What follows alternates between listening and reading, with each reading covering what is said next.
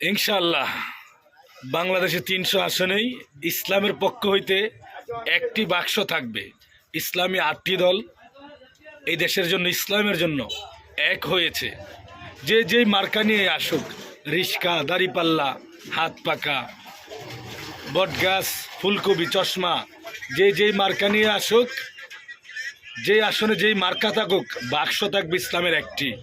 আমরা সবাই সব কিছু ভুলে গিয়ে ঝাঁপিয়ে পড়ব ইনশাআল্লাহ ইসলামকে বিজয় করার জন্য। ভাই, এখনই সময়, অবহেলা করে এই সময়গুলাকে হেলায় হেলায় কাটিয়ে দিলে হবে না ভাই।